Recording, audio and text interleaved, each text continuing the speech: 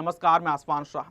कहते हैं कि दिल्ली का रास्ता लखनऊ से होकर गुजरता है। माना जाता है कि जिसने उत्तर प्रदेश को साध लिया उसका दिल्ली के सिंहासन पर कब्जा पक्का है। 2024 के लोकसभा चुनाव में जिस प्रकार से समाजवादी पार्टी ने भाजपा को पटकनी दी, उससे आज भी भाजपा उभर नहीं पाई और इतनी जल्दी उभर भी कैसे सकती थी। जिस राम मंदिर के सहारे भगवा पार्टी ने 3 सीट से 300 सीटों का सफर तय किया हो, लोकसभा चुनाव से ठीक पहले राम मंदिर का उद्घाटन किया। राम के रथ पर सवार होकर एक बार फिर भाजपा अपनी नैया पार कराना चाहती थी, लेकिन चुनाव में फैजाबाद लोकसभा क्षेत्र के अंतर्गत आने वाली अयोध्या सीट हारना भाजपा के लिए एक बहुत बड़े झटके के तौर पर देखा जा रहा है, जिससे उभरना भाजपा को दशक लग जाएंगे।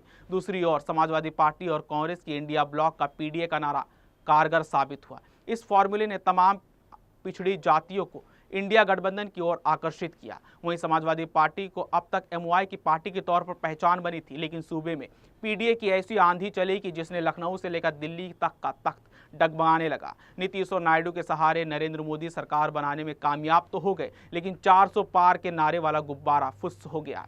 वहीं अखिलेश यादव के लोकसभा में पहुंचने के बाद उत्तर प्रदेश विधानसभा में नेता विपक्ष का पद खाली हो गया था। माना जा रहा था कि समाजवादी पार्टी किसी पिछड़े या दलित नेता को प्रतिपक्ष बना सकती है, लेकिन अखिलेश यादव ने अगड़ी जाति से आने वाले माता प्रसाद पांडे को नेता विपक्ष के रूप में नियुक्त किया। इसके अलावा सपा अध्यक्ष अखिलेश यादव ने विधायक कमाल अख्तर को सपा विधानमंडल दल के मुख्य सचेतक और राकेश कुमार को उप सचेतक बनाया है, जबकि महबूब अली को अधिष्ठा मंडल में शामिल किया है। अखिलेश के इस फैसले के बाद राज्य में सियासत गर्मा गई।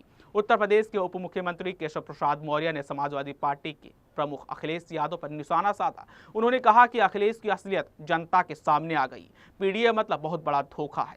हम माता प्रसाद पांडे को सम्मान करते हैं, उन्हें नेता प्रतिपक्ष के रूप में बधाई देते हैं। श्री अखिलेश यादव जी की असलियत जनता के सामने आ गई है। पीडीए मतलब बहुत बड़ा धोखा है और हम आदरणीय माता प्रसाद पांडे जी का व्यक्तिगत तौर से बहुत सम्मान करते हैं। वो नेता प्रतिपक्ष बने हैं, उनको बधाई भी देते हैं, लेकिन श्री अखिलेश यादव जी का असली चेहरा सामने आया। इससे पहले केशव प्रसाद मौर्य ने अपने आधिकारिक सोशल मीडिया हैंडल एक्स पर लिखा था कि कांग्रेस के मोहरा सपा प्रमुख अखिलेश यादव के नेता प्रतिपक्ष सुनते ही असलियत सामने आने में सपा पीडीए चालीसा पढ़ने लगी। पिछड़े दलितों के समर्थन से चुनकर आए नेताओं में मायूसी है। भाजपा सबका साथ, सबका विकास और सबका सम्मान है। 2027 में 2017 दोहराना है, कमल खिला और फिर खिलाना है। वहीं बीएसपी सुप्रीमो मायावती ने भी अखिलेश पर निशाना साधा। उन्होंने कहा कि सपा मुखिया ने लोकसभा चुनाव में खासकर संविधान बचाने की आड़ में पीडीए को गुमराह करके उनका वोट तो जरूर हासिल किया, लेकिन यूपी विधानसभा में नेता प्रतिपक्ष का उपेक्षा की गई है। ये भी सोचने की बात है। उन्होंने यह भी कहा कि सपा में एक जाति विशेष को छोड़कर बाकी पीडीए के लिए कोई जगह नहीं, ब्राह्मण समाज की तो कतई नहीं, क्योंकि सपा व भाजपा सरकार ने जो उनका उत्पीड़न व उपेक्षा हुई है वो किसी से छुपा नहीं है। वास्तव में इनका उत्थान केवल बीएसपी कर सकती है। सपा अध्यक्ष अखिलेश यादव ने कहा कि माता प्रसाद पांडे का विधानसभा और उसकी स्वस्थ परंपराओं को जानने, समझने और मनवाने का लंबा अनुभव है।